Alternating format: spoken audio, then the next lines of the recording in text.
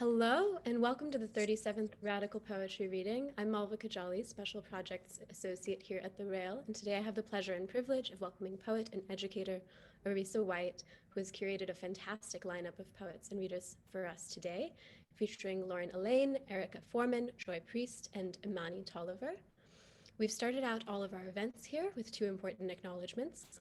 The first is that here in New York, we're on Lenape-Hoking, the unceded land and waters of the Wappinger, Canarsie, Munsee, and Lenni Lenape people of the Delaware Nation and the Shinnecock Indian Nation. The second is an acknowledgement that Black Lives Matter. It's worth saying that the heart of both of these acknowledgements is a commitment to the liberation of the oppressed and solidarity for all of those who struggle for freedom. In that spirit, I encourage you all to check out the chat, where we'll drop very shortly a living document of resources and actions that we're putting together as we do our part in sort of undoing these legacies of injustice. But now, we'll get right into it. It's my honor to welcome our wonderful curator of the afternoon, Cave Canem Fellow and Assistant Professor of English and Creative Writing at Colby College. Arisa White is the co-editor of the anthology Home is Where You Queer Your Heart, True Words, and co-author of the middle grade biography Biddy Mason Speaks Up, her recently released poetic memoir, Who's Your Daddy, which came out just shy of 2 months ago with YesYes Books, is a lyrical coming of age, which the poet Patricia Smith beautifully diagnosed as unreeling like a heart-wrenching fragment of film. Arisa, take it away. Thank you. Thank you so much. Thank you to the Brooklyn Rail for holding this space for all of us. Thank you, Malvika, for your help in organization. And thank you to the readers, Lauren, Erica, Joy, and Imani for saying yes. So on this day, May 19th, when both Malcolm X and Lorraine Hansberry were born, I contemplated how to open this reading.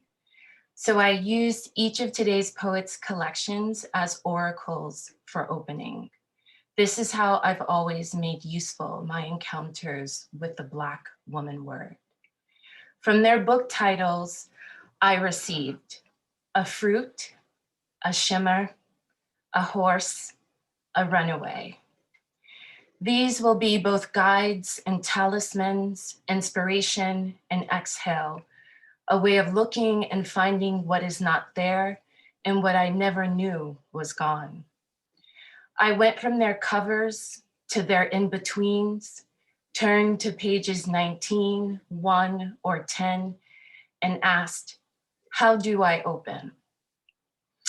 And the fruit recalls, inside our bodies, something always waits to disappear, to burn, or to startle us with bloom.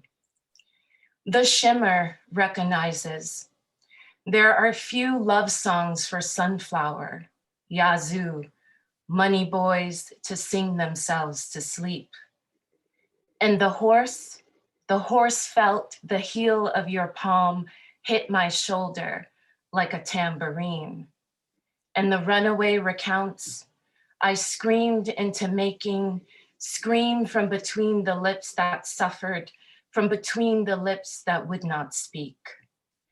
Radical, radiant Black women poetry, word power, word scores, her word is bond. We need to tell it like it is, like it's not, like it won't, like it will, like it shall, be Black, be woman, be poetry, so it be. Then I asked Black women poets and writers of past, how do I open?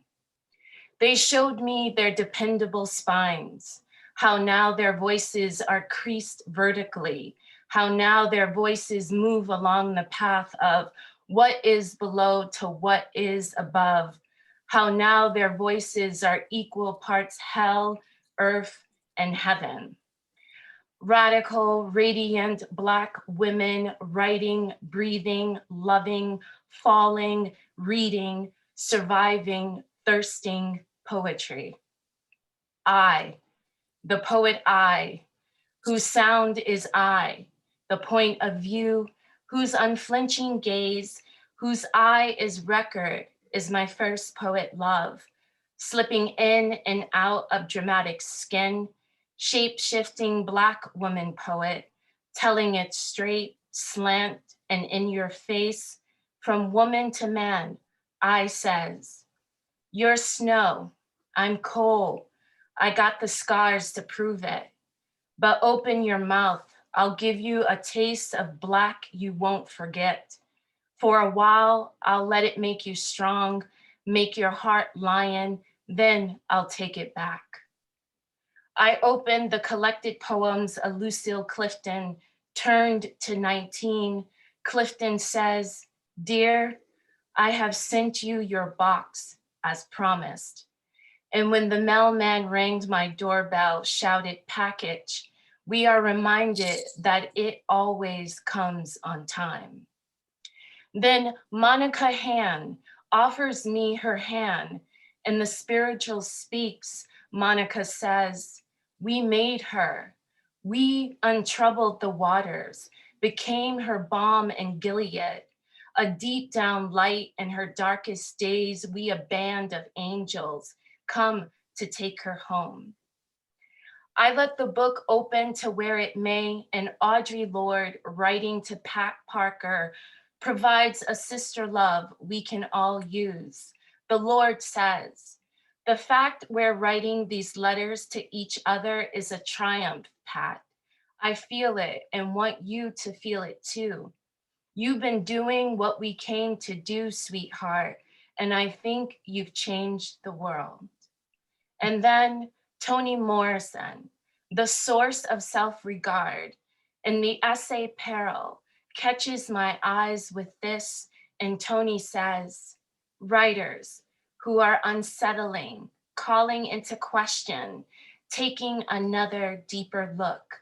Writers, journalists, essayists, bloggers, poets, playwrights can disturb the social oppression that functions like a coma on the population. This is how we open the eyes, the consciousness, the mind, the heart, the ear, the mouth, the hips, the membrane of memory, tender and timeless. We crack the seed to put back again the Black woman technology that will grow it into a radiant, radical poet tree. And today's radical reading opens with Lauren Alleyne, author of Honeyfish and Difficult Fruit and co-editor of Furious Flower, Seeding the Future of African American Poetry. Lauren Alleyne's award-winning work appears in venues such as The Atlantic, The New York Times, Tin House, and Ms Muse, among others. She is a professor of English and the assistant director of the Furious Flower Poetry Center at James Madison University. Welcome, Lauren, and let's open this up.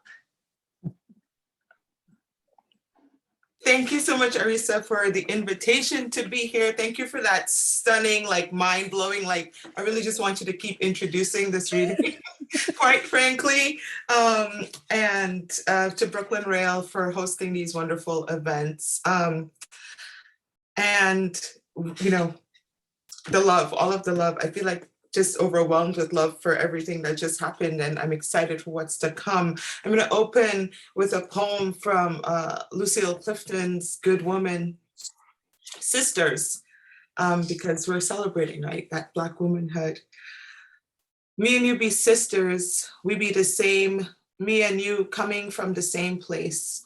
Me and you be greasing our legs, touching up our edges. Me and you be scared of rats, be stepping on roaches. Me and you come running high down Purdy Street one time, and mama laugh and shake her head at me and you.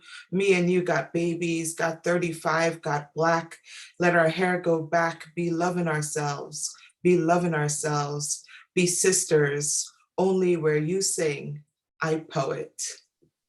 Lucille Clifton. Gonna go from Lucille Clifton's Sisters to a poem from my own sister, which, you know, she was sort of terrified when I told her I was writing a poem that was dedicated to her. She had a surgery And there's nothing like the thought of a Black woman you love in the hands of the medical system in the United States to make you think and feel anything but an elegy for Deborah. In 5 days, they will split her open. They will sponge the round hardness of her belly, smear it with antiseptic goop. Someone will say scalpel, and the silver will appear in God. Let it be a gentle, well-practiced hand. It will meet the brown, fresh-shaved blanket of her skin. It will press, and she will spill. I remember her bleeding once when we were children, how she came to me, her big sister, her face crumpled in pain. Forgive me, God, for being careless with that trust.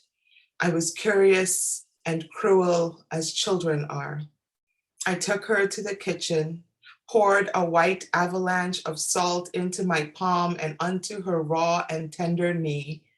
Forgive me, God, my gleeful fingers. Forgive the pins lifting her scabs in the days after as I played doctor and told her the cunning lie. You have to hit it till you use up all the hurt. Let this white-clad white woman's hands meet my sister's flesh with what? God, I don't know what to ask, but this, let her be healed. Let her live. The next poem is Endarkenment, which is, well, I'll just read it. Endarkenment. Slowly I gave them up, the pews and confessions, the stained glass cathedrals, the saints and their beloved stories, the burning cities, the floods, the heterosexist arc, the wrath, followed by rainbow promises and olive branch keys, the old men slinking into the tents of their daughters and maids. I left for Tamar and Sarah and Lot's 2 virgin daughters and the underage Mary, and the other one I learned only as whore in spite of everything she did after she was not stoned for a sin she could not have committed alone. I broke myself out of shame's sepulcher. I'm breaking still. I'm walking toward what I pray is light. God, may I find you there. Next poem is from Honeyfish, and it is Heaven for Sandra Annette Bland. Where does a Black girl go when her body is emptied of her? And her wild voice, where does it sing its story when the knots of history make a grave of her throat?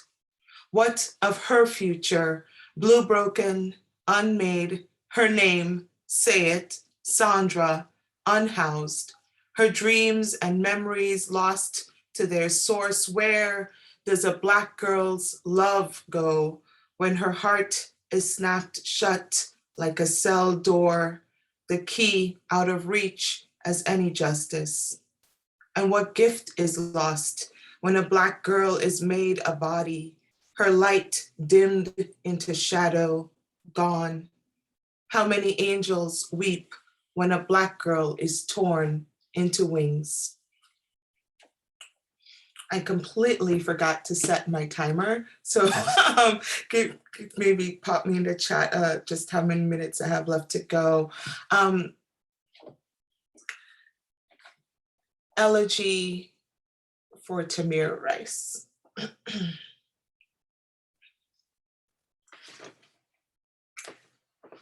This was going to be a curse poem, me hexing the man who ghosted you, slivering his days into 2-second increments of agony. I began writing the playground you could make of his body, surfing his blood, making monkey bars of his ribs, dancing his heart's rhythm on his neck, an inexhaustible mischief, an incorrigible spirit of boy let loose in the white country of the murderer's unshielded body. I would wish him dead, but I want him nowhere near the realm he exiled you to. So instead, I composed a soundtrack for his nightmares, a mixtape of your laugh, the gurgle of your blood exiting the wound he gave you, a festival of sirens, your sisters scream, bang, repeat. This I understand is the grief talking. This is the unchained melody of rage. But to write his haunting is to name you hell, and you've been misnamed enough, sweet boy. I make of these words an altar instead. I breathe this poem into a prayer, each syllable a taper burning in memory of you. Sweet boy, let me build you here a new body, radiantly black, limber, poised to become its most beautiful becoming. Let it be spirited with star song and rich with tomorrows. Let me make you a lifetime of days honeyed with love. Feast. You are safe here. Let me write you into your name again, Tamir, baptize you with tongue and tears. Let me write you a Black boy's heaven, where freedom is a verb conjugated by your being, where your only synonym is beloved, blessed, child of the universe. Instead, I imagine you there, beginning. And I was just thinking of all the ways we love as Black women. I will close maybe 3-5 minutes more. Okay, thank you. I think that was probably 2 of them, so I'll read 2 more poems. What night knows after Gonga's Le Cheval Blanc? Some women ride horses. Some women are horses. Some horses are wolves who have lost their teeth and are ridden by women. Some wolves are horses ridden wild with dreams. Some women are dreams in the shape of horses, free of the ghost of wolves. Some ghosts are women, their bent air, a kind of riding. Some women ride dreams and bend the air, freeing the ghosts and the wolves and the horses. And I want to end with a poem dedicated to my mother, who may or may not be on this call. I didn't check, but she's learned in the pandemic to attend Zoom readings. And I feel like the triumph of 2020 was my mother saying to me, oh, I finally understand what it is you do. Blue. The moment you plan to put your head into the water, your mother's voice bells in your skull, don't go getting on while in the water. They say at 32, you begin to become your mother, and not a week past that birthday, her admonition pulls your body back from a juicy plunge into the Aegean's seductive blue. In your childhood, she refused permission to any outings involving water. You think you're a fish, she'd say, and my heart can't handle bad news. A woman now, you know the force she feared, the way water can draw you out, how it is easy to go and never miss the earth beneath your feet until you need it, how sometimes it gives you no way back. You dive in anyway, the way she always has, head first and with a whoop of glee. You know too what she loved about the sea, how it is impossible to be burdened in it, how it can strip the body down to its purest, most joyful self. She knew the salt kiss cravings in you. When you have to go, I will take you. You swim out now, her voice looped around you like a lifesaver. There is nowhere you can go that it will not find you. Thank you. I am so excited to introduce our next reader, American poet, essayist, and digital curator from Detroit, Aricka Foreman is the author of the chapbook Dream with a Glass Chamber and the Salt Body Shimmer from YesYes Books. She's earned fellowships from Cave Canem, Callaloo, and the Millay Colony for the Arts. Her work has appeared in RHINO, Buzzfeed, James Franco Review, THRUSH, and most excitingly for me, Fierce Flower, Seeding the Future of African American Poetry, among others. She lives in Chicago, Illinois, and she is about to be dope. Thank you so much, Lauren, for that lovely and love-filled introduction. Thank you to Malvika and all the folks at Brooklyn Rail for all your labor in putting this together from a place of generosity and care.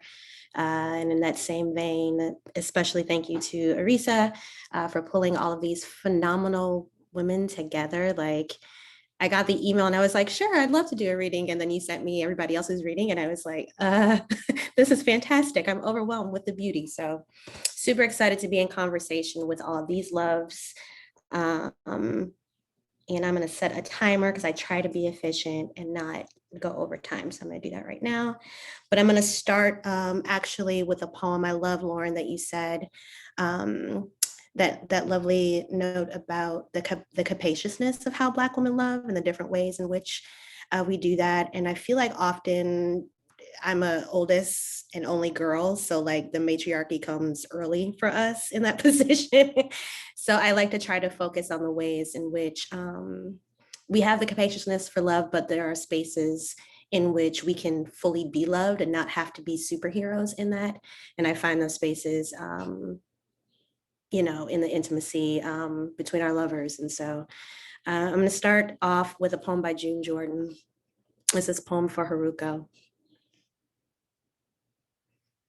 I never thought I'd keep a record of my pain or happiness, like candles lighting the entire soft lace of the air around the full length of your hair, a shower organized by God in brown and auburn, undulations luminous like particles of flame.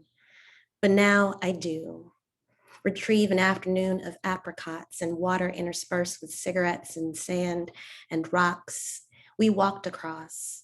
How easily you held my hand beside the low tide of the world. Now I do relive an evening of retreat, a bridge I left behind where all the solid heat of lust and tender trembling lay as cruel and as kind as passion spins its infinite tergiversations in between the bitter and the sweet, alone and longing for you. Now I do.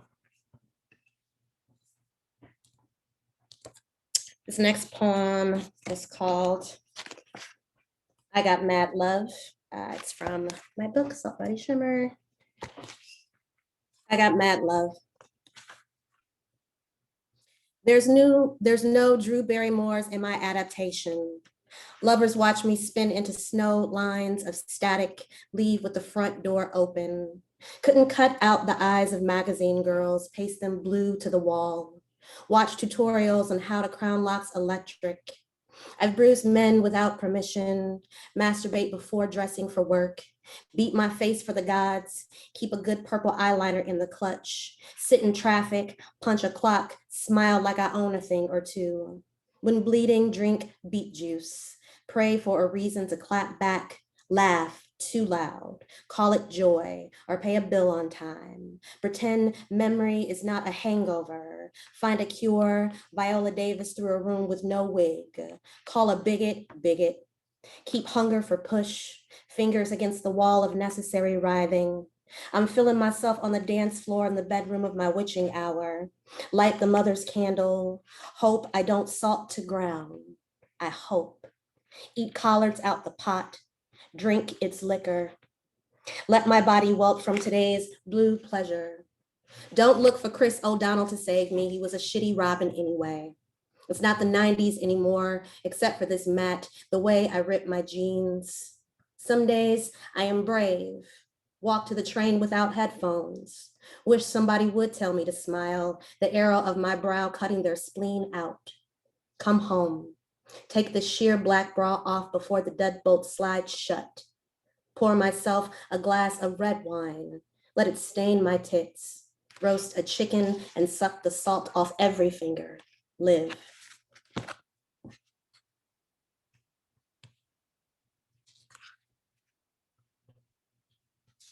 Still life of Acme in spring for Francine and for Detroit. From my mouth, forgive me, friend, woman. When I said there are no flowers here, I forgot to mention the bloom of lace around a young girl's ankle at Easter. Her peony-shaped afro puffs, Carnelian carnations pinned to dresses, honoring those mothers not lost. Spectrum of May collected from Eastern Market, rode in mismatched rainbows, in red wagons, or inside the phantom box of a son's arms. I forget the cured meat spread out from the black barrel of a barbecue, bushel of yarn sopped with sauce, unlike the gauze full of blood from a young boy's head. Dear God, the plankton of music dyeing our faces in the hot summer streets. Fever of jazz, blush of blues, raw heart confront me, this city always in my face. Bouquet of incense, apothecaries with shea and oils. Give $1 and I'll show you a conductor, his white bucket symphony. No, I haven't forgotten the fire. Molotov shards spreading orange and gold flames as a field of dahlia across our living room. Licking my mother's heels, the heroin wolf dragging me from my bed. I don't blame the addict who didn't know which house to huff and blow down, or the firemen arriving late. And yes, angels too. A neighbor who let me, knees pressed to sternum, watch from his porch as our house ashed itself clean. We have to see the truth of things. Did I say there was no flora here, no pollen shaken from the antler's round head, the yellow dust settling in the cracks of windshield? I meant, give me a plot. I'll dig to the rich black. I think I have time for about 2 more poems. 2 short poems and then 1 final poem. This is We Live Best in the Spaces Between Two Loves. This is a line taken from a Tracy K. Smith poem from still one of my most favorite collections, her first collection, The Body's Question. And so this is a line from her poem, A Hunger So Honed. We live best in the spaces between two loves. Trinidad, Cuba, 2017. Sun drunk and bruised, we stop for mango juice. So sweet, it jolts the tooth. Chickens scurry beneath our legs, peck at cartilage and scraps of bone. C and J laugh, cannibalismo. Push cainito halves to the plate's ledge, 1 for each of my palms. Slow, I thumb the pits loose. Cradle the entomology thick and viscous in the valley of my tongue, purple star apple, golden leaf, abiaba, palm d'oeil, estrella, agave, milk fruit. My little lobe glows warm and fat, curled around a blurred plast life. Violet nights exhausting my dizzy tongue beside offerings, stiff petals, moon blood and stone. I've come here to clear a vision of myself and let it be true. This useless imperial language with 1 word for hunger, 1 for thirst. Ears pressed between veils, straining to hold some silver ephemera, not mine to keep. A longed for, which I enter gratefully, 4CO. Scrape slow with ink, I return. Question, what is a symbol other than a constellation of becoming? We debate which dogmas can withstand the years.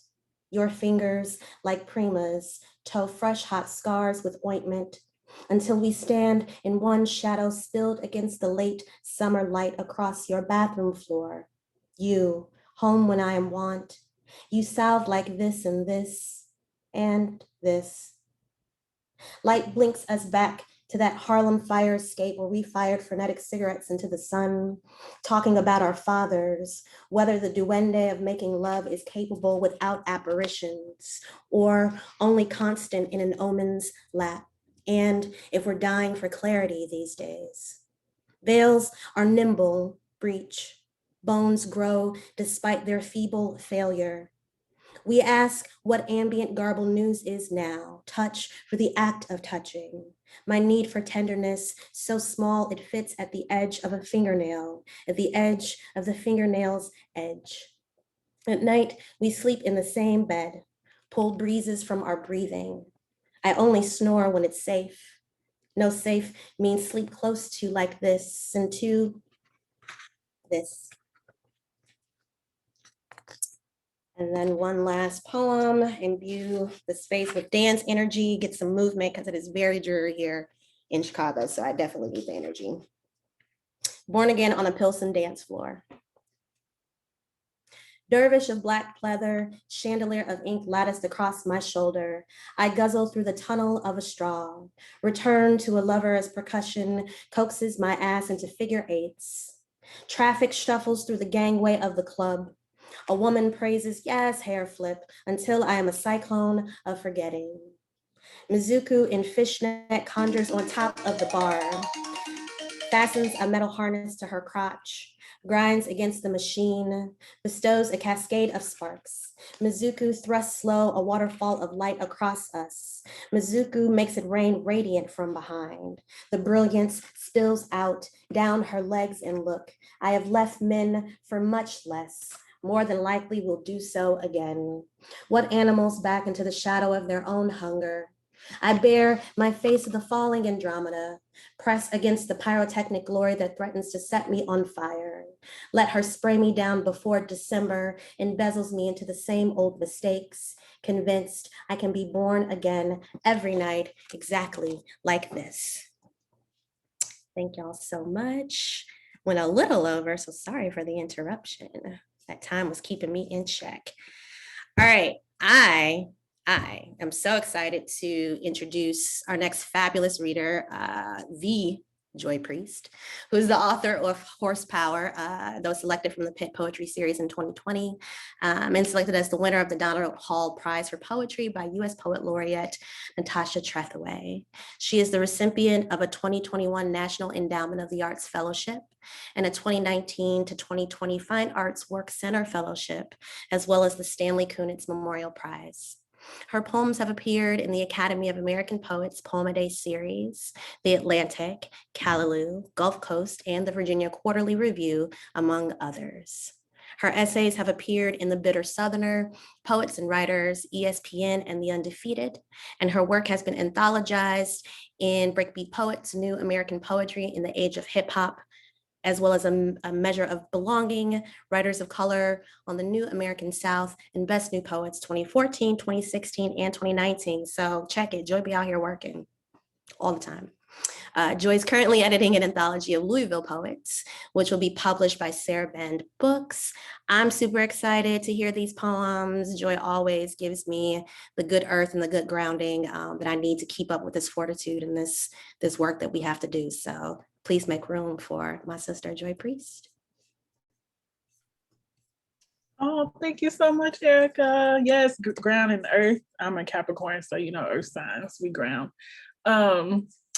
I did not know today was Lorraine Hansberry's birthday, which is really wild because I picked a poem about her. Also, I have her, I don't know if you can see, but up on my wall in my writing area. But I'm gonna read a poem by my teacher, Nikki Finney, from Love Child's Hotbed of Occasional Poetry. It's like her poem for Lorraine. And it's called Hotbed 24. So there are these like different hotbeds throughout the book. You can't prove it, nobody can. Still, I believe she never repeated herself. I have read her words while sitting down or standing up or flat on my back. I have leaned on pillows and read them over and over again, and every time they sound different, depending on the ache and altitude of my day and desire. I have stood under trees with her words and have sat on park benches with them too. I have read them while waiting for buses or trains or for an incapable lover to finally leave. There is something in her words for me every time. When I turned 15 and the off-Broadway traveling show To Be Young, Gifted, and Black arrived in our small southern town, I listened carefully from the windowsill above the crowd. Later in college, and even later than that, when I had even less money, I bought every spoken word album that had ever been made with the high and low waves of her voice. I sat so close to my JBL speakers that I felt I had climbed inside the woofer with her hand in mine. And still, years later, after waiting and wanting to be first in line at the Brooklyn Museum to read her letters to the Lantern, I remember thinking that Lorraine Hansberry was always creating something new and never repeated herself. Her big, booming South Side Chicago mind and Black diasporic, radically determined heart only had 34 years of active duty. There was no time to repeat herself, but maybe I have been all wrong about this. Just this morning, I think I have decided that maybe she did repeat herself just once. Maybe in those pages that I read and reread at the Brooklyn Museum, where she reported that one of her favorite things was the insistent penetration of autumn sunlight. And then a little later in that other journal where she reported on that other favorite thing, the inside of a lovely woman's mouth. Maybe Lorraine Hansberry, unforgettable insurgent, who always wanted to be in love. Maybe just this one time she unknowingly, knowingly, possibly, perchance, perhaps, I know you didn't mean to, repeated herself.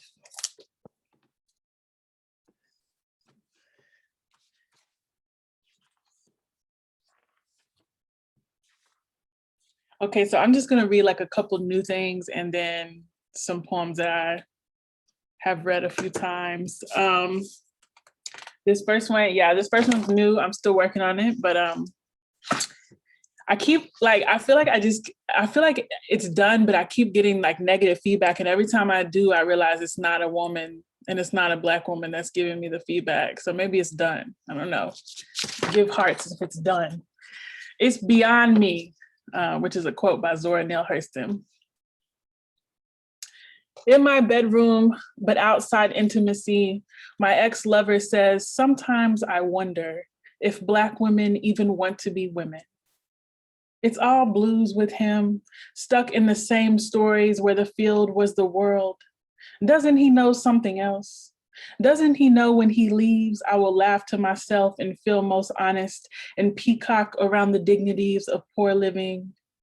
Inside, not a memory, but a sudden vision, I see my grandmother pull her hands from the dishwater to put my grandfather's favorite album on the record player, Kind of Blue. Doesn't he know when he leaves, I will play it over and over again without a man's burdensome discomfort. Silly epistemology that says men decide who's woman, that says women are white, says poets are crazy and historians are poets. Me, I am not a student of white people. I don't feel that plantation femininity, that genocidal decorum, that lace-light bodice of gender limit. There are two ways to look at it. You ain't never gonna get a man, or a man ain't never gonna get me. I know the gift of Black women in my life, an Alice, a Betty, an Afro harp, a mind in the future.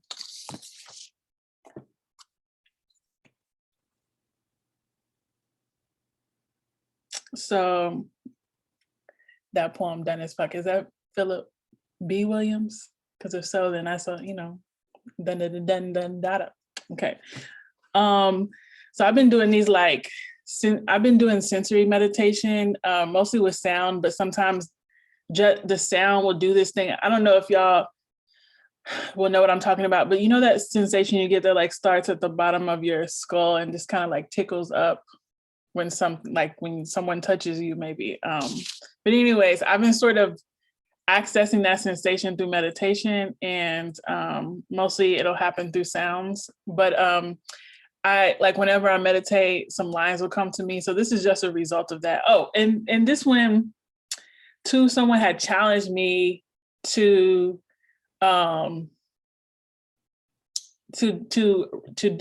engage the I Ching, which is an ancient oracle, an ancient Eastern oracle. It's too much to explain right now, but basically you roll the I Ching, so you get like these hexagram symbols, and the two that I got was return and innocence. So I just was kind of meditating on that, listening to the sounds around me, and this is like also a work in progress. It's called Innocence.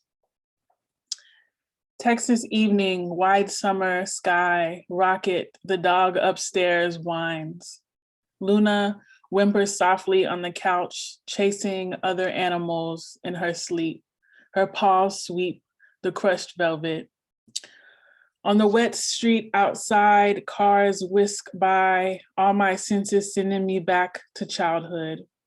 I hover at the doorway of perception, soft vibrations, braille skin, like sand sifting, a brush moves over my hair. My head rests against another girl's leg.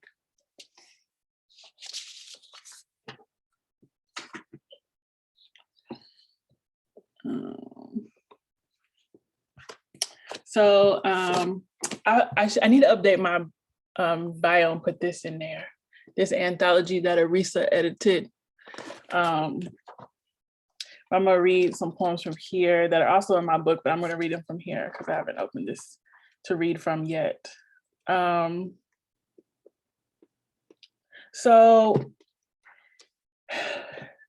I think it was early in my MFA, like Nikki had me write an elegy, and right before I left Kentucky for the first time at 26, my great aunt Ma passed away. And she was basically my grandmother because my grandmother lives in Cleveland, and I lived in Louisville, so Ma lived in Louisville. And I didn't find out until her funeral that she played basketball when she was younger, which blew my mind. Like, she's from like Lawrence County, Alabama, which is like Appalachian, Alabama. She grew up on Negro Church Road in Alabama. Like that was the name of her street.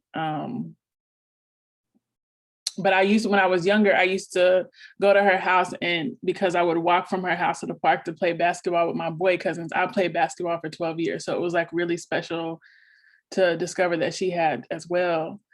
And so I don't know, I always just felt like she was sort of like the queer compass in my family.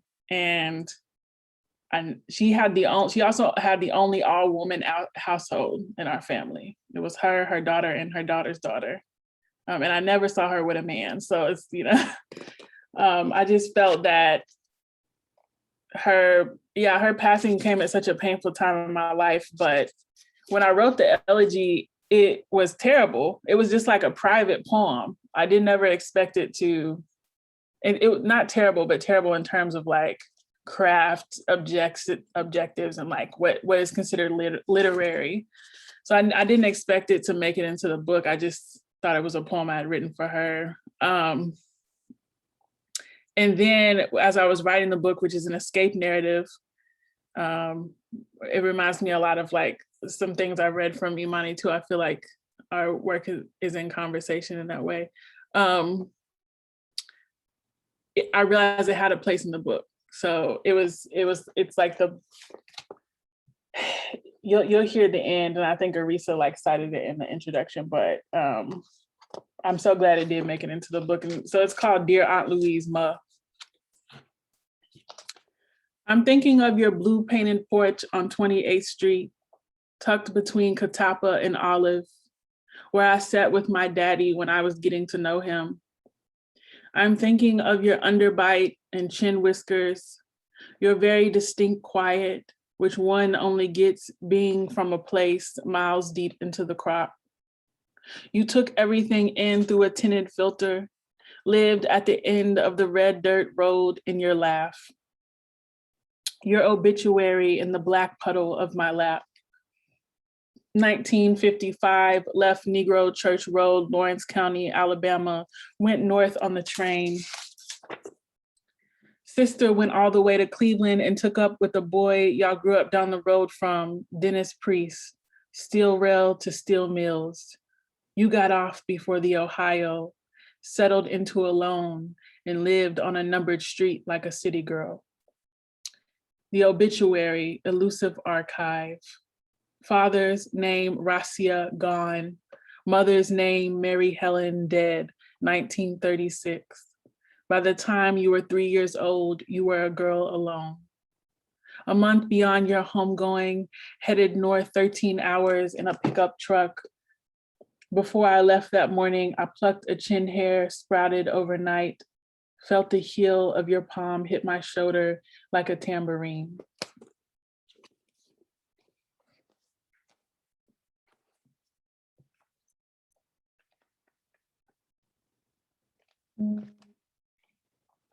I think I have time for like 2 more, maybe. Yeah. One. I feel like I only want to do one, but that I'm gonna be short. But that's only because I'm like, I don't want to read this poem because I feel like I always read it, but then I feel like I just got permission to repeat myself, so I'm gonna read it anyways. Base. Eva ate dynamite good, like a tear gas brigade on a runaway night. Her genre, black meadow, her sound, maroon, her imitators pale as any clout in the versal world. Eva already done got down. Eva already done got it worked out, like a remedy for terror in our new carceral courtyard. My favorite little agitator, my pluck, my thread of mind. Eva ain't dim gas. Eva ain't devil, ain't dust, always dropping goods. Eva always grieving drums. Goodness gracious, Eva ate. Eva ate. Eva ate dynamite good. Eva armed defense garland, departed genealogy escort, sliding notes, paraffin, fret fingers. Eva ate doggone. And then I'm just gonna close with a poem from my book. It's also in Home is Where You Queer Your Heart, that anthology. It's an ekphrasis poem. It's a film ekphrasis poem. It's after this short film by Khalil Joseph and Flying Lotus, I guess, because it's a collaborative effort. But there's this. I guess the protagonist in it's called Wildcat, and then the woman that is named after her name is Wildcat. And I just felt like she deserved an ode. So, Rodeo, 1. The four-wheeler is a chariot, horse wraiths kicking up a plume of spirits in the dirt behind us. Her arms kudzu around my middle. Out here in the desert, everything is invisible. Only the locust flat buzz gives them away. Everything native and quieting, perennial and nighthawk black as we ride through cowgirls, witch and water, sky mirror split, the severity of squall lines. Also the lips parting air like lightning, and the girl blowing bubbles in each one a rainbow. 2. She thinks I am worth a burnt tongue. 3. Her small gifts, oddities, meet me at my mailbox. Sheer curtains glitter above us in the currents, dance in the heat that suffocates this land, the lone harp and low grind of its history we hold. She takes me to dirt raked into rows, to stadium lights in the middle of nowhere, a bed on a porch. I am a horse skipping sideways down her lane, the stem of an American flag that's been cut into strips, dangling in my mouth like a toothpick. 4. Our shadow town underneath the motherboard, our sudden lapse of sound. Lost in the undertow, swept up by her current, butterflies collide with my whipped tail, my trimmering eyelashes, my heavy teeth, my fattest lock grazing a breast. 5. Tonight, she finds me like this, blood lacing my chin, 2 wide eyes peering over the torso of a Bronco from the other side. Thank you. Oh, Amani time.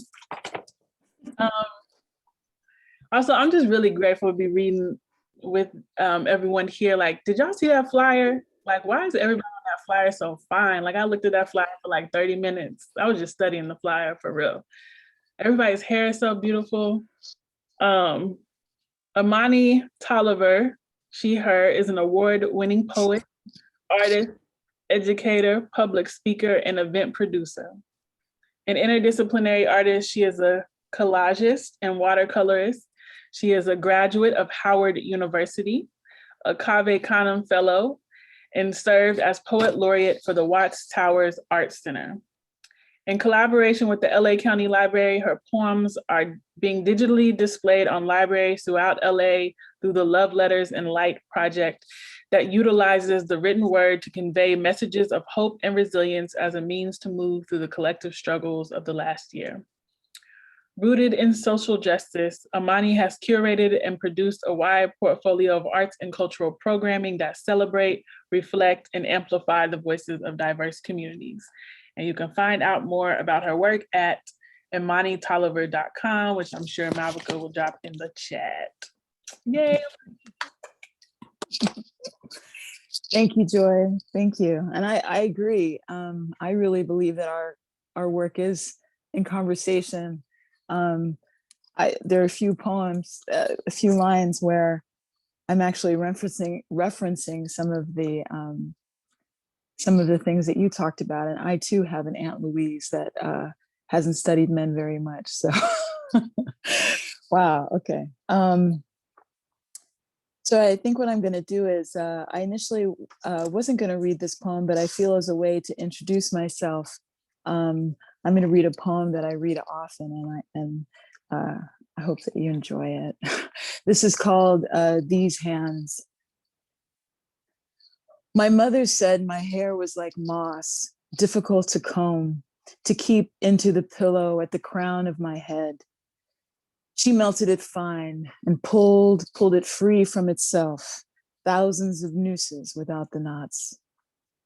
I cut the nooses free, gathered and twisted and curled and colored the knots, the forbidden, the embarrassing, the back door, the kitchen, into sun, agate, warm rum, fizzy Mexican Coca-Cola, and North African oil with herbs at the bottom of wide dolloped vases of warm glass, beginning as teardrops, fallen now.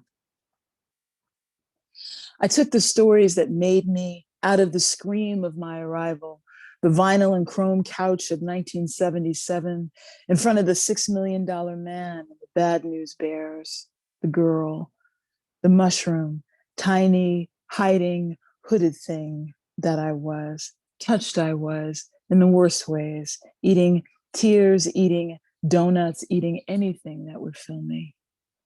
Into someone larger than I could imagine, into someone strong, into backbone and healer, into the visitor who would tell you all about yourself and herself too, into this body without children, except the one that I hold between my breasts, that I screamed into making, screamed from between the lips that suffered, from between the lips that would not speak, the lips tasted by the lips that would taste hers.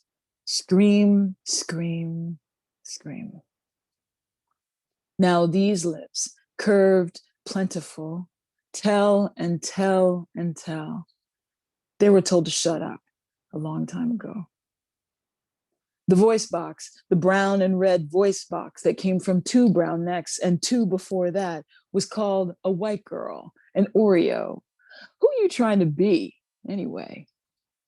They told me the color of my voice before I knew the language to fight back. They told me that I wasn't one of them, far from who I thought I was. White girl, you trying to be a white girl. But all I knew was my mother's tongue. All I knew came from the Alice in Wonderland records that taught me how to read.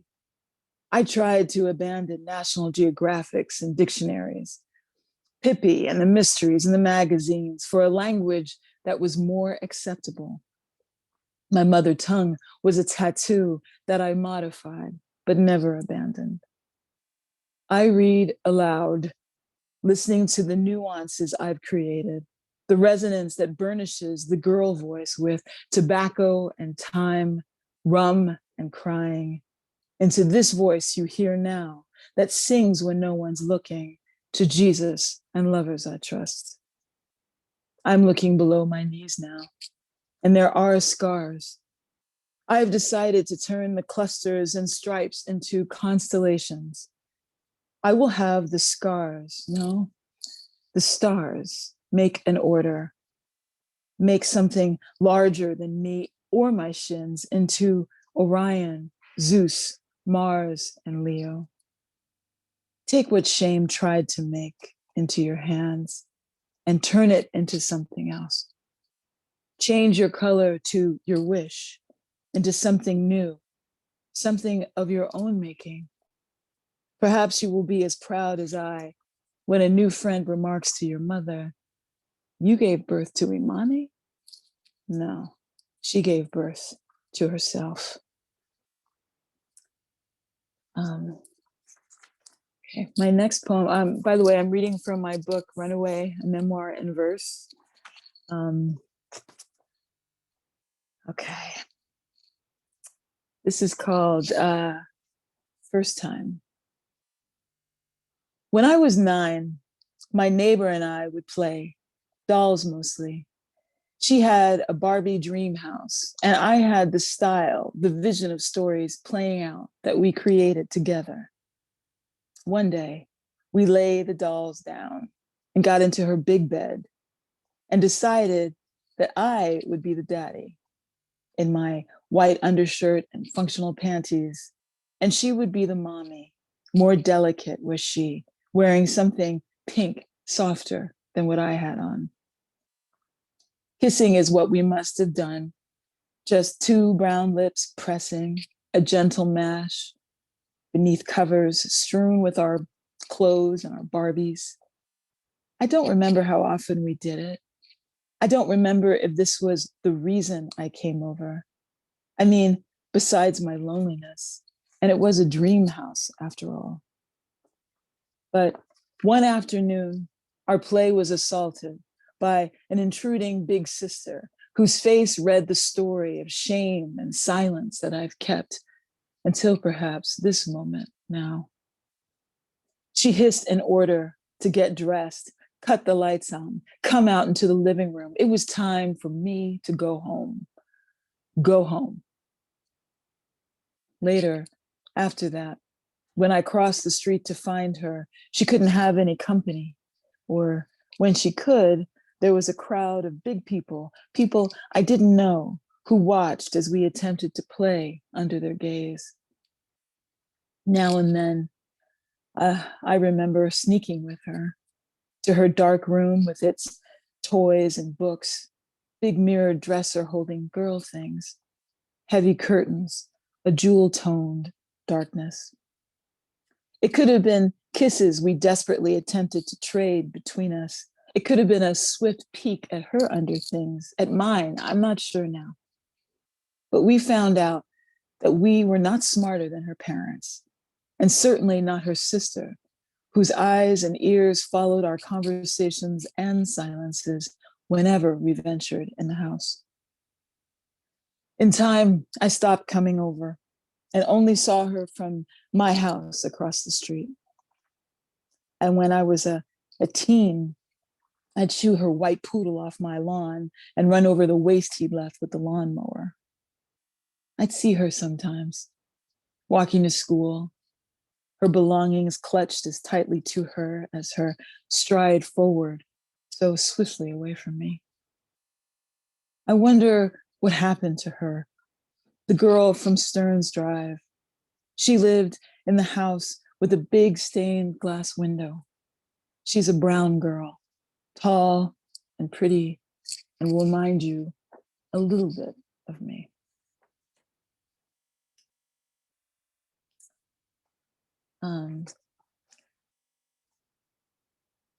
My next poem is, I feel like is it a cliche to be obsessed by Frida Kahlo? I mean, I don't know, I am.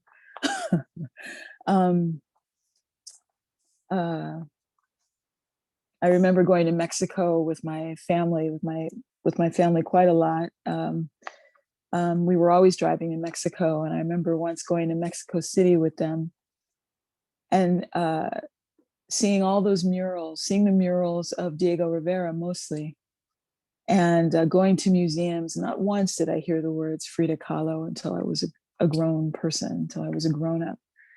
And I just think about the Blue House and how I wish I could have gone. One day I will. Despite the Judas body she painted, the body that cut her son into pieces, and still she painted. Garden flowers in her hair, a rebozo on her shoulders, she painted. Her Diego found the flesh of women irresistible, as did she, irresistible. If I were her lover, I would caution the seams, the cut and sewn parts. She would hold me in the same mouth warmed by pozole, chili. Her lick, a sliver of flan with caramel at the tip. I would coax the sweet, peel back the bristle to find the tender waiting, becoming the taste of what tastes it. Her paintings follow me. They come as cards, trinkets from women always. The jewelry, the paintings, the tiny altars and books tell me, speak. You must speak. Cough the ribbons of your tongue free. Lick the flesh that calls you. Ink fingertips when you cannot find a brush. Walls when canvas is not nearby. Put flowers in your hair, the big gorgeous ones from your garden. Wear the colors of your own flag. Create when baffled. Create when sorrowful. Abandon the prickle of fear and be of your own making. Begin from deep, deep. Feel the tremor, the push, the work root, the quaking blossom of who you really are. Let light, let you be free.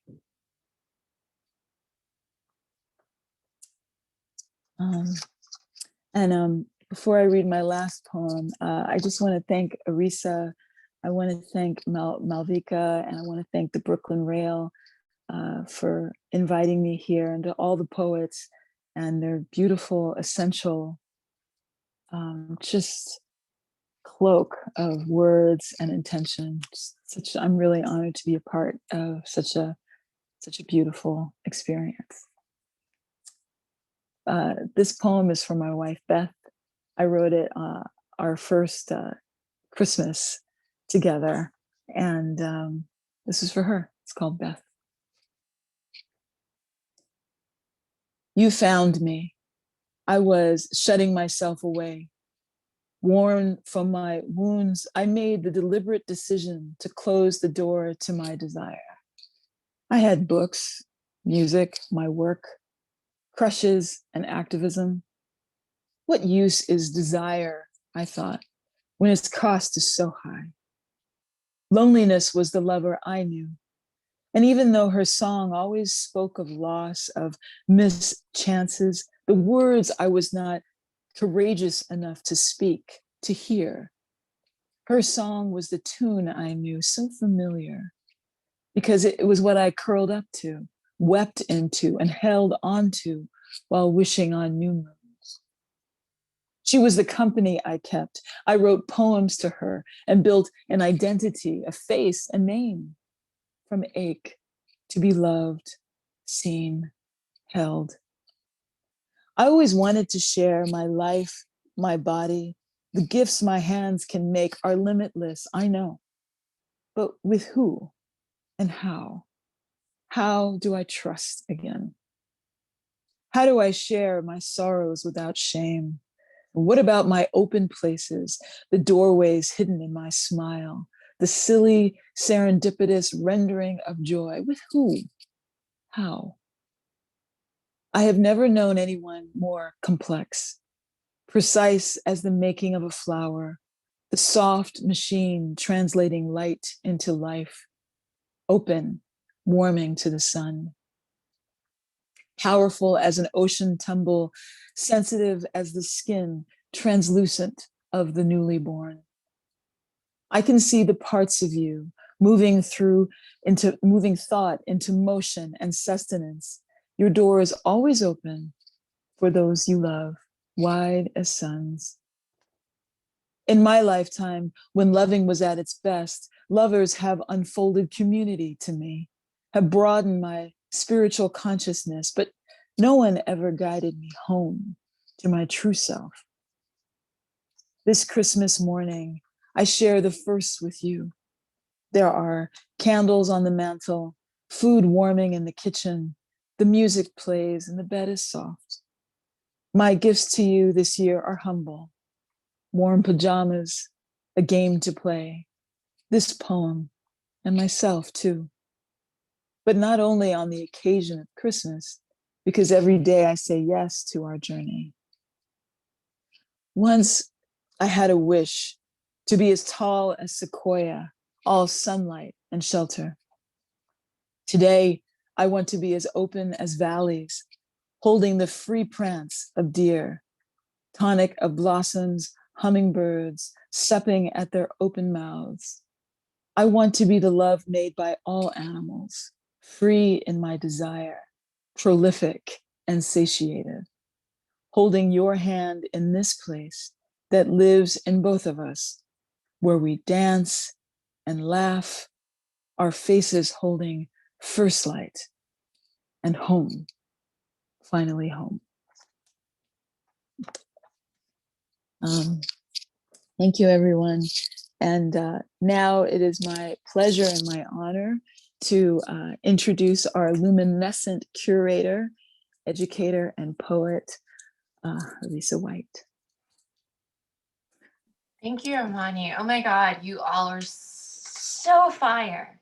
It's like so good, so good, so good, so good. Thank you. So I'm going to close out with a few poems of mine.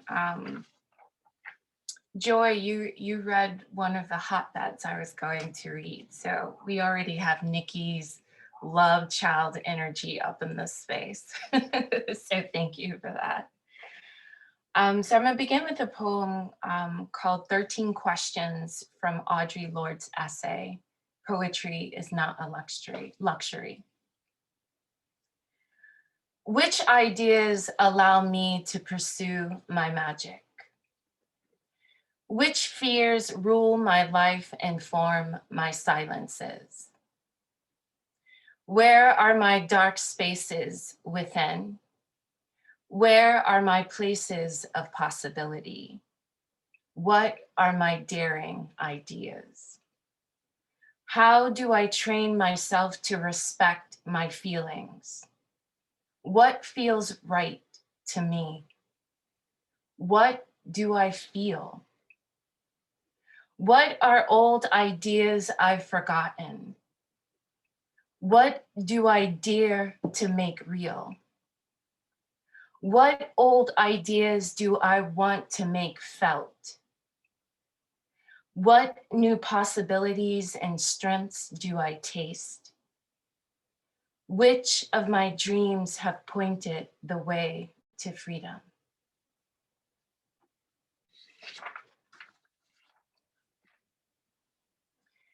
As close to the North Star as I can go, a lesbian living in slipper socks, flannel shirt and work boots, rugged gear to shovel toddler-high snow, de-ice walkways so the postman doesn't slip, scrawling icicles on her envelopes. The news isn't against me, and visibility isn't as sensational without violence. Clearly, in this afterlife, no one sees the sorry lingerie ghosting in this deathbed. Through these pains, a poster child for the opioid epidemic is windblown. Breath of his nightmares, radon in air. The Army vet installing our mitigation system says lesbians on tour were falsely reporting rape. No transition from PVC pipes to reports from the field, except the grammar of our marriage. My vow to her vowel is an Afghani in his eye. We are not modern in our naming. Already implied in our carpet munching is non-conformity. The fluidity of our scissoring is mermaidic. They cannot see this loving versus United States when the bill comes. Yes, we are together. When cashiers want to check us out, I'm living in the bull dagger of my mind. And because I love Lisa Bonet so much, I wrote an ode to Zoe Isabella Kravitz. I loved your mother first, and if I was a child who grew up with her own bedroom, there she would be on my walls, on my ceiling at night, her face pressing onto me.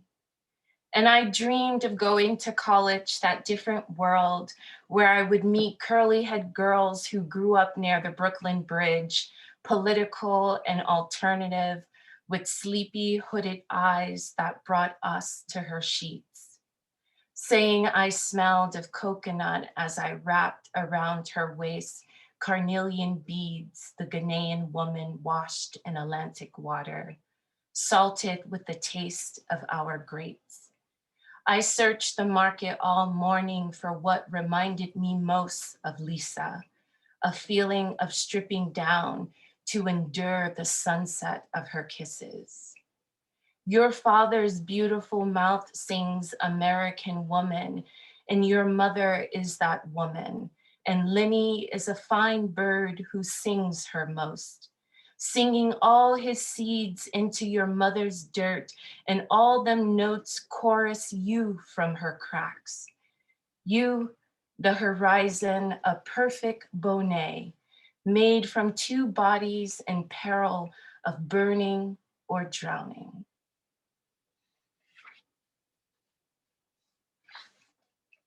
And so this is my pandemic COVID-19 poem. Some of us are masked, some of us are muzzled. I can tell who masturbates themselves awake, who's caffeine straight. Mother Nature makes clouds so coke line perfect, your post-nasal drips. My brain is dust, and instead of seeing me as exhausted, my wife calls me arrogant. Too arrogant to turn my head and look into her eyes, but the sun has a whip appeal. Our bodies become landing strips for a small circle of light. In a matter of days, we'll peak medical resource utilization. I take a long hot bath with Epsom salts to clear 5G from my field. So now I'm a better projector. For some reason, I thought my mother's birthday falling on its usual day meant my book would get an image award. I eat too much dairy, sugar, become lethargic, phlegmatic, soft blended cottons before sun up to further notice. A text 10:30 confirms my doppelganger has taken my place in Oakland, California. Every time you walk into a supermarket, you're traumatized by empty shelves. A Tanzanian pawpaw and goat tested positive. How many deaths drawn like keyholes per day? The science predicts into our furlough. COVID-19 speech part Mandarin and Black. Viruses makes us minor in our thinking. We clutch our breath and glove our waves. With a grave distance between us, we assemble. The gates will not open for the sanitized and vaccinated. Our new panic order, a storage refrigerator for the future and meats. My wife paints the master bedroom in paradise, a zygotic whisper of pink. Depending on my mood, I won't abort. I keep coming back to the word sacrifice, keep departing from what organism are we becoming? The playground is wrapped in caution. Our classrooms are learning without us. Some things rest in you soundlessly, some things toss and turn. I have closeted myself away from the news, fellas. When I say Trump, ladies, you say Trump. And quarter-size actionable chunks scream for the outside to come back to life. Listen, messages linger in my inbox asking how I'm holding up. These are experiments in calisthenics, dissemble to the core or child's pose.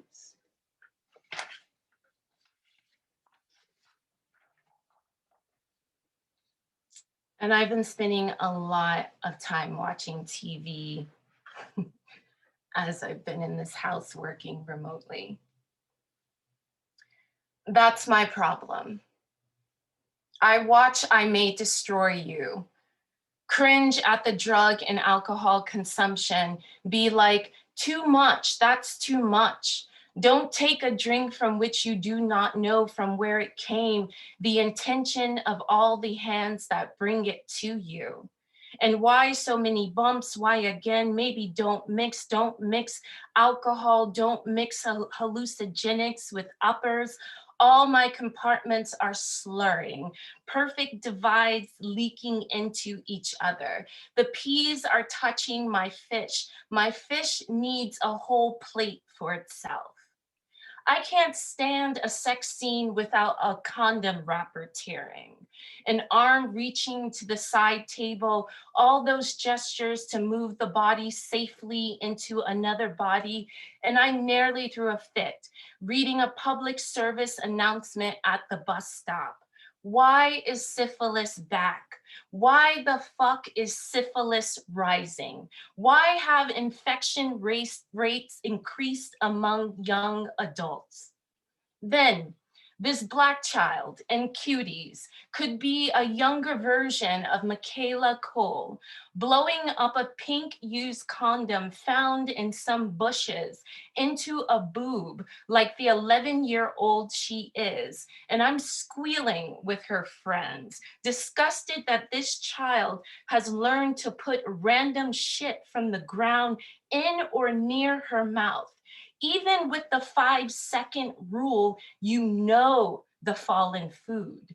So the children must teach the child. That's what people with AIDS use.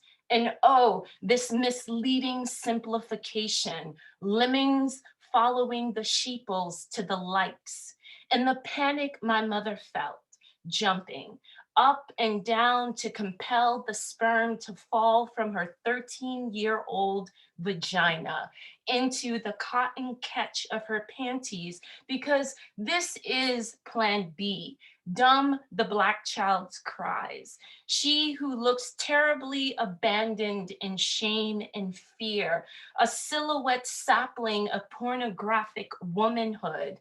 And from the literal lips of babes, she tells us, all us, it's not her fault she don't know what a condom is.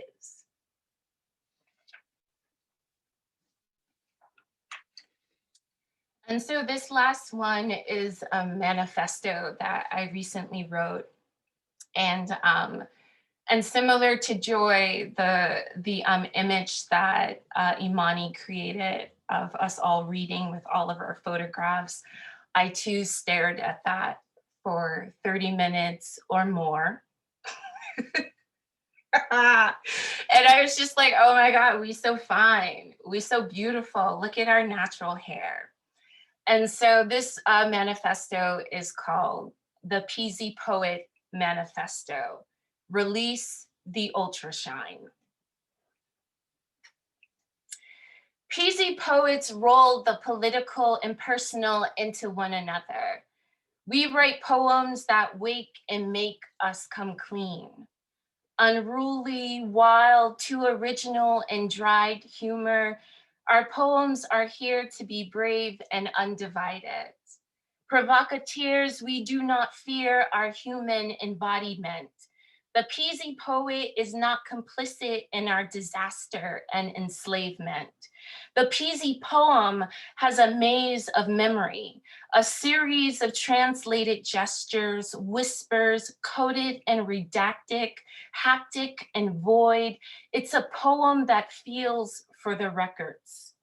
The Pz poet has diasporic kinships, agitates what makes us numb and separated, reminds us of our bodies, our senses, our knowing. It is nobody's business what we do with our hair. We are not afraid to wait and listen. The Pz poem is a score for how to say hello again. We feel it on our napes. This is our sight, CSIGHTE. Pz poets are writing with the future at our backs, and the future passes first through our kitchens. We use poetry to comb our bodies, the verb. Our poems go for snap, sweet, to the edges, our multi-directional reach. We pick and craft our tools to build our poems. We account for our daily lives, for this is the bread. This is closer truth. Our poems are the sum of our parts, the physics of our naps, our co-creative heat. We make trouble with our poems, line up our questions, rat-tail the walls down. There is no silence we will not break. We poet for the electric shift. Our poems remember, return, recover, recognize, read, receive, respect. The poem is a body between. We treat it well. We tend to its elements, then ease. We honor the poem's cycles, the ways it curls and splits, transforms and loves. Our poems dread from straight time, show how thick a moment can be. Our poems are space for self-braiding, roots for getting back to feeling. We poet the art and style of our spirits, we be the rage. We use our identities to cornrow, afro, grease and wave our poems free. Each poem is a rinse and learning again. Each poem grows us. Therefore, we are crowned by beauty. Thank you so much, beautiful poets, for just like bringing fire, water, air, and earth and spirit to this day, May 19th, on the births of Malcolm X, Lorraine Hansberry, our Black love, so real, so right, so necessary, so motherfucking water. Arisa, incredible, just mind-blowing. Thank you all so much for opening up the space, for filling it with so many invocations and so many people, for that electrifying introduction. This has been incredible. Thank you so much, Lauren, Aricka, Joy, Imani, and Arisa for bringing us all together. Itiola in the chat said, you know, she's going to put that line, "The future passes through our kitchens," up in her kitchen. And that's the way I feel about this entire event. So I will mention, as always, we'll share the video recording of this reading on our archives and on YouTube. It'll be there in a handful of days, so it'll be there in the archives, available if you would like to revisit this magical space. Thank you all so much. This was wild. Please join us again tomorrow when our friends over at Asia Art Archive in America throw their doors open and take us on a tour of all of the beautiful and interesting work they do over there. We'll be joined by Jane de Beauvois, Hilary Chass, Cece Wu, Furan Dai, and Christopher Ho, and we'll close with a musical performance from Teresa Abuelos, and that will be, as always, at 1 p.m. right here in the Zoom. You should be able to turn on your microphones at will, but thank you all so much. This has been incredible. Thank you so much. Thank you, everyone. Thank you. Thanks, Aricka. Incredible. Thanks, Lauren. Thank you, Brooklyn Rail. Thanks, Thank Joy. Thank you. Imani. Thank you. Thank you. Thank you. Joy, Thank you, everybody. Aricka. Thank you on behalf of all the people who haven't watched this yet. It was Thank you, beautiful. Imani. Thank you ladies for coming out. Thank you. So inspiring Beautiful today. Thank writing. you so much for all these Word, comments. lodge up yourself. Just what was needed. Lodge up yourself. Thank you. Much love. Mhm. It's amazing. Love that manifesto. Yeah. Ah, hooray. Thank you, Aricka, thank you. Thank you so much. Thank you all. I want to show you something super special. Okay. your love for Frida Kahlo. Okay, so here is a tiny figurines. It's from Peruvian. Oh, yes. That was given by Frida Kahlo to Lillian Shapiro, my Shapiro's wife. Wow. When they Oh. first did it, yeah, in 1932 to negotiate Diego big mural for Rockefeller. Wow. So that was a gift to her, and when she died, I inherited. Oh, wow. So much energy in that. Yeah, and above, Yes. you guys see the Bob Thompson painting? Oh, yes. Also, another great artist that both of them supported. Oh my God, you have Bob Thompson. Wow. Beautiful. I just want to reach in and touch. Right? I just want to put my cheek. We're gonna have a party for you guys to come. Hello, it's the beginning of our world, you guys. Thank you for the dignity of your poetic power, strength, and above all, honesty and wisdom. So thank you.